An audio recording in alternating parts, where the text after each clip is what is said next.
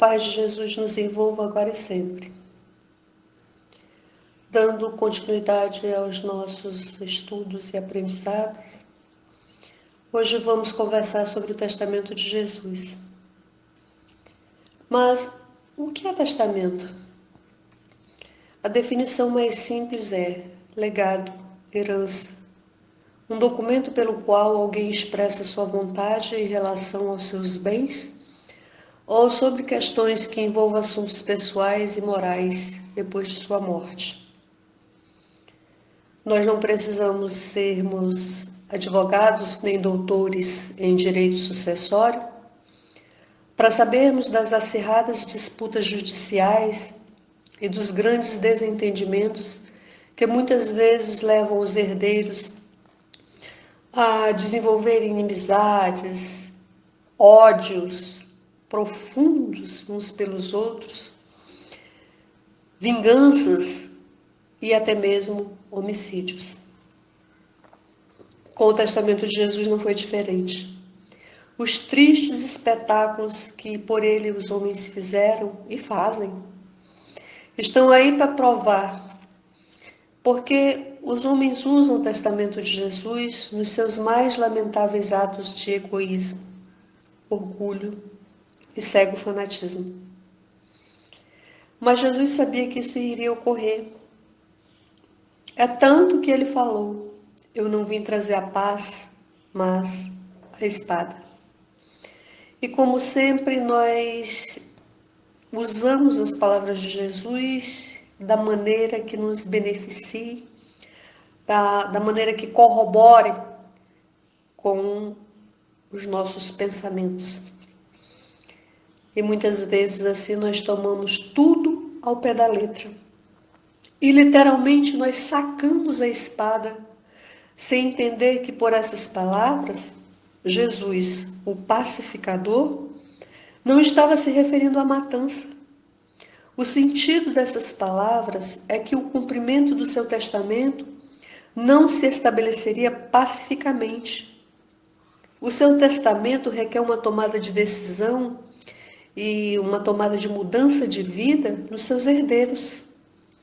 E isso causa discórdia e disputas. Causa reações violentas entre os que não compreenderam ou não quiseram compreender o seu testamento de amor. E assim, os herdeiros separados por suas intolerâncias, por suas convicções, eles sacam a espada uns contra os outros. Viram como todo testamento encontra oposição, resistência. Tem sempre um herdeiro que se acha o mais merecedor. Apesar de Jesus não ter deixado nada escrito, seu testamento chegou até nós através de seus discípulos, o que em absoluto não o invalida. Pois, como diz Joana de Ângeles, ele continua sendo, sob qualquer aspecto considerado, o mais belo poema de esperança e consolações que se tem notícia. Por isso, hoje eu não vou falar de erros e modificações tradutórias. Nem quero citar apropriações e defesa que as religiões fazem deste testamento. Nem muito menos me ater às interpretações que, por ignorância, interesse ou maldade, nós fazemos das cláusulas do testamento de Jesus. Mesmo porque eu não tenho competência nem direito para tanto. Eu sou apenas alguém que busca em suas páginas consoladoras secar minhas lágrimas e apaziguar minhas dores. Por isso hoje eu quero apenas falar sobre a essência do legado de Jesus. Jesus nos deixou por herança testamentária bens eternos, imperecíveis, um tesouro. As portas do reino de Deus, a paz, a felicidade. Mas neste testamento existe uma cláusula que deve ser cumprida. Essa cláusula deve ser cumprida para que, como herdeiros do reino do céu, nós possamos tomar posse da nossa herança. E é João, no capítulo 13 do seu evangelho, que nos fala dela. João conta que nas últimas instruções de Jesus aos discípulos, o mestre falou: "Um novo mandamento vos dou, que vos ameis uns aos outros como vos amei. Nisto todos conhecerão que sois meus discípulos." Amor. Amor é a essência da lei divina. É a cláusula pétrea do testamento de Jesus, aquela que não pode ser modificada. Jesus coloca o amor como a pedra fundamental, o alfa e ômega, o princípio e o fim, a essência do seu legado. O amor é a cláusula régia testamentária do seu soberano testamento, pois Jesus foi e é a personificação do amor. Suas palavras falam de amor. Suas ações eram pautadas no amor. Toda a sua vida terrena foi um testemunho vivo de amor. A sua superioridade espiritual e moral estava alicerçada neste poderoso sentimento que alimenta o verme, sustenta os astros, eleva as ondas oceânicas, ilumina as mais densas trevas e impulsiona o homem a alcançar a angelitude. É claro que Jesus sabia que ainda não nos encontramos no estágio de amar como Ele nos amou. Jesus sabia que por ignorância ou rebeldia não entenderíamos o amor, e por isso Ele simplificou a profundidade do seu imensurável significado ao nos dizer: tudo o que vós quereis que os homens vos façam, fazei-los também vós, porque esta é a lei e os profetas. Agora ficou mais fácil de entendermos. Porque Jesus está falando que amar o outro é ter empatia. Ou seja, é se colocar no lugar do outro. E assim sabermos como ele se sente, como ele gostaria de ser tratado. Mas aí sempre surge uma dúvida. Porque muitas vezes nós pensamos: se eu estivesse no lugar do outro, eu queria ser ajudado. Mas parece que o outro não quer ser ajudado. Aí o que nós fazemos? Nós desistimos e o abandonamos. Desistimos porque, na ânsia de resolvermos tudo à nossa maneira, nos frustramos quando não conseguimos. Desistimos por falta de paciência e perseverança. Na verdade, desistimos não porque o outro não quer ser ajudado. Desistimos por falta de amor. E Jesus, ele nunca desistiu de nós e jamais nos abandonou. Meus irmãos, a lei de amor, ela trabalha incessantemente em todos nós, porque a evolução é a nossa fatalidade. Um ato de amor que praticamos é uma semente que cai no solo espiritual do próximo. E nem sempre as sementes brotam de imediato. Muitas ficam em estado latente até o momento propício para germinar, crescer, florescer e frutificar. Mas, no nosso imediatismo, esquecemos que somos semeadores.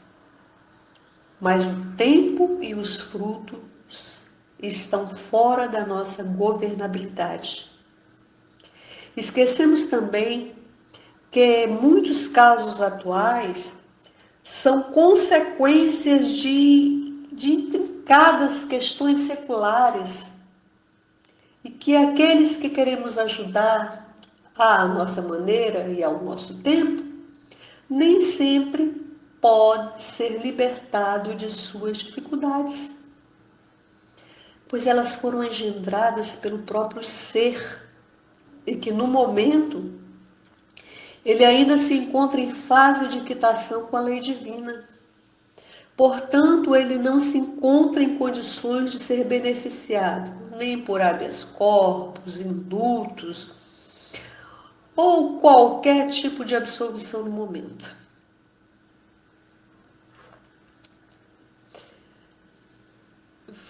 Mesmo porque há o risco de que logo que ele se encontre livre, ele cometa o mesmo erro. Muitos, quando se libertam, cometem o mesmo erro que causou a atual dificuldade. Ou então, que ele cometa maiores infrações contra a lei divina. Mas a lei divina é magnânima. Se ela não privilegia com a absolvição a quem se encontra em processo de resgate não concluído, ela não despreza jamais a nossa vontade de ajudar. Ajudar através do poderoso recurso da prece, das boas vibrações energéticas, dos bons pensamentos com os quais nós poderemos envolver nossos irmãos em ondas psíquicas de paz e força para que ele possa enfrentar as dificuldades com resignação e coragem, para que ele possa enfrentar com mais ânimo as dificuldades que o aprisionam temporariamente. A prece, ela é o melhor e mais eficaz recurso que nós dispomos para ajudar. Mesmo que ela não resolva a questão da forma que queremos, é inegável a sua eficácia e o seu auxílio em qualquer situação. Pois no mínimo, ela nos proporciona alívio ou coragem nos enfrentamentos que precisamos vivenciar.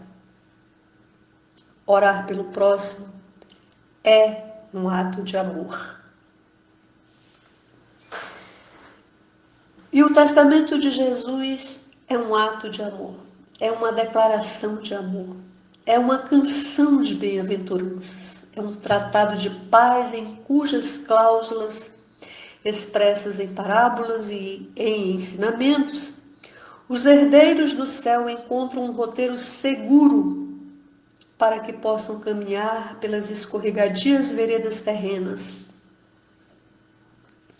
para que possam escalar a íngreme montanha do progresso, para que possam transitar mais firme e consciente entre os planos físico e espiritual, até o dia de tomar posse da sagrada herança, do bendito tesouro chamado evolução.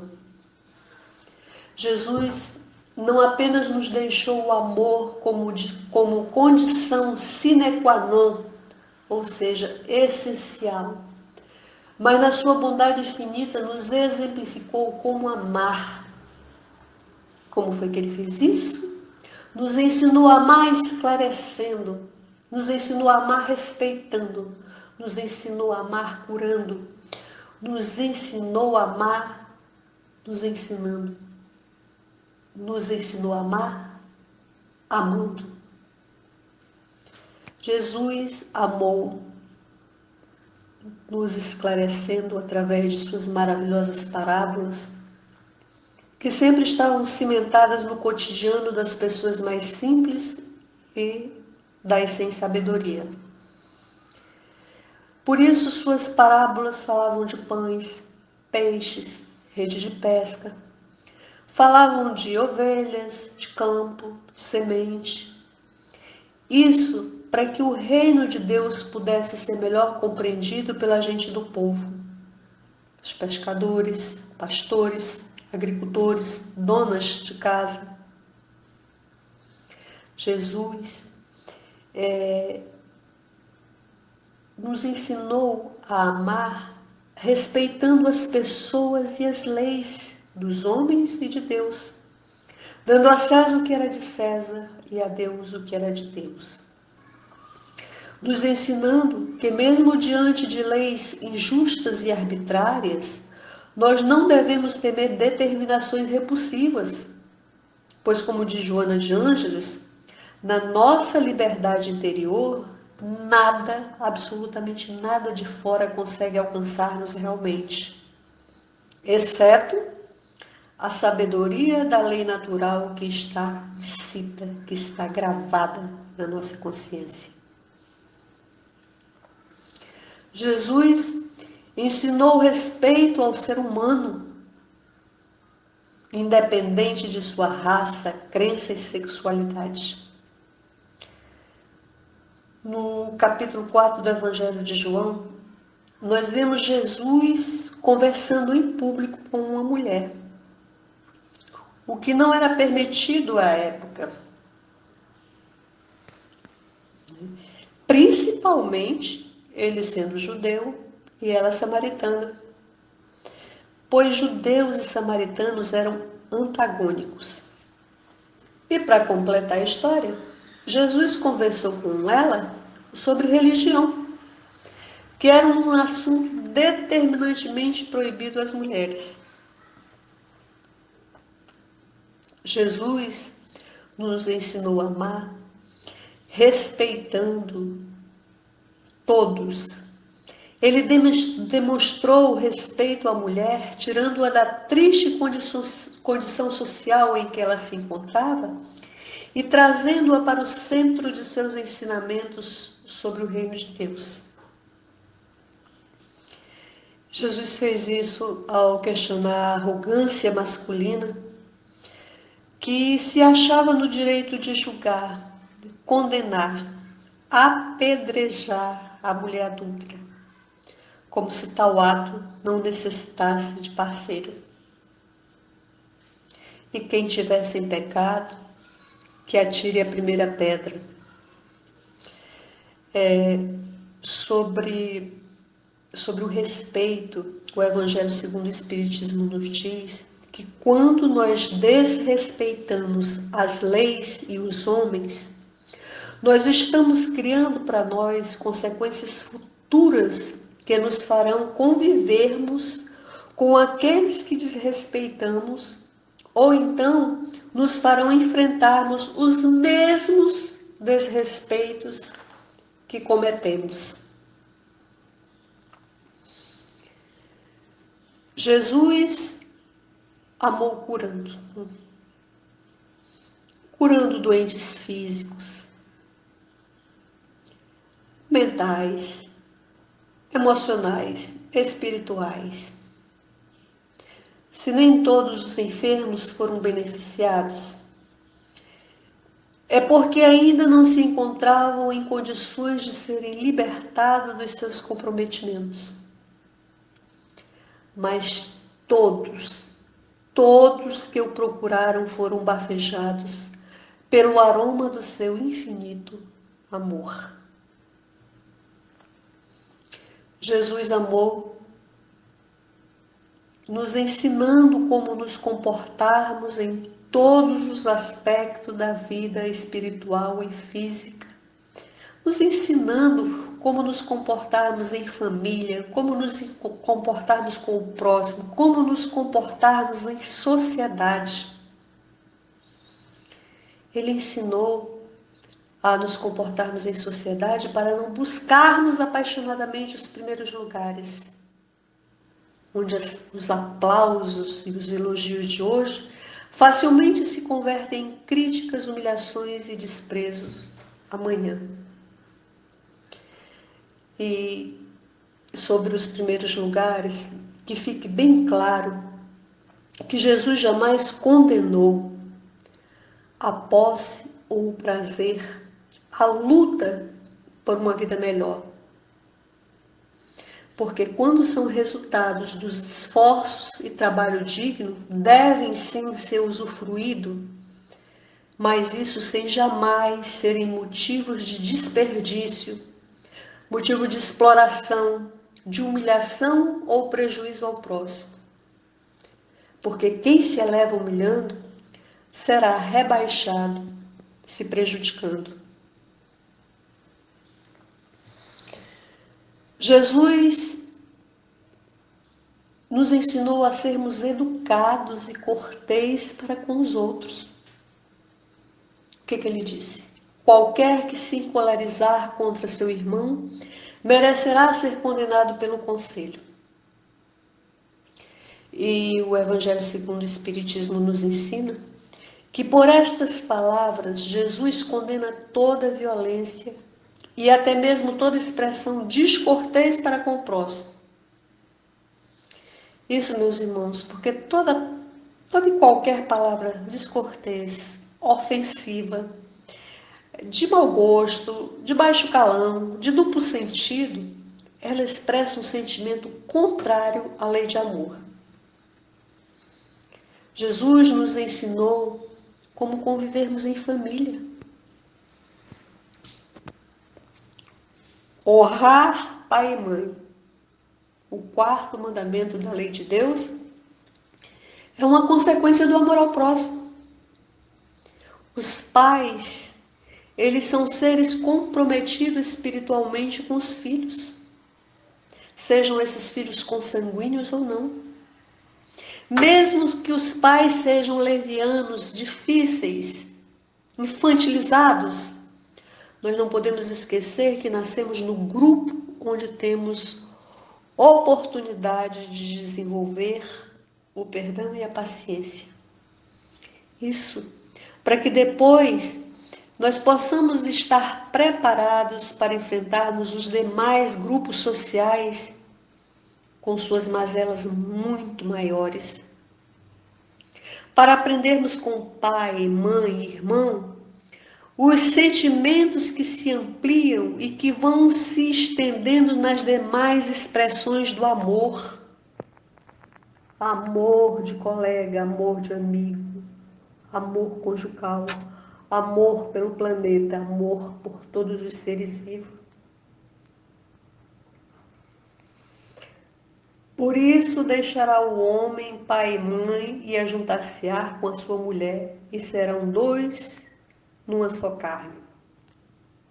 Olha, o amor que começou lá na família, com pai, mãe e irmã, se estendendo.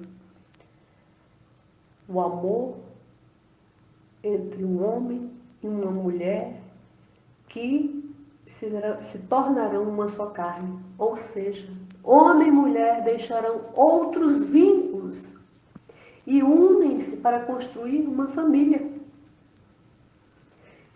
E quando essa união é baseada no amor e respeito, além de contribuir para a ordem social, ela torna-se o alicerce para as novas gerações. Por isso, na união entre os dois seres, precisam se tornar uma só carne, para que possam auxiliar mutuamente no desenvolvimento evolutivo, no desenvolvimento moral, no desenvolvimento de todos os aspectos do novo ser que receberão como filho, carece daquele amor que foi aprendido lá no lar, com o pai, a mãe e os irmãos. Porque esse casal, eles precisam ter o alicerce do amor da sua família para que essa nova família que eles vão criar tenha este mesmo alicerce. É porque eles precisam auxiliar-se mutuamente para desenvolver evolutivamente o espírito que eles receberão como filhos. Enfim, Jesus amou amando a cada um de nós, nos ensinando a vivermos melhor em todos os aspectos, como foi acabado de falar. E esse amor de Jesus por nós, ele está imortalizado nas páginas do seu testamento, que é o roteiro para a vida, o conselheiro de todas as circunstâncias, o farol que guia o seguro caminho, é a bússola que indica a estrada da luz, é o socorro nas aflições, o lenço nas ácidas lágrimas, é o consolo, a esperança, a direção da paz. Meus irmãos, o testamento de Jesus não são só os caracteres que formam as páginas do Evangelho, não são só as letras que constituem a nova parte da Bíblia, são as lições vivenciadas da personificação do amor, Jesus, aquele que é o caminho, a verdade e a vida. Então, tomemos posse deste testamento que nos foi legado, na certeza que mesmo havendo dúvidas, incompreensões e desentendimentos, a essência testamentária, que é o amor, permanece inalterada. Então tomemos posse desta bendita herança para que assim possamos usufruir dos tesouros do reino de Deus. E que a paz do Cristo permaneça conosco hoje e sempre.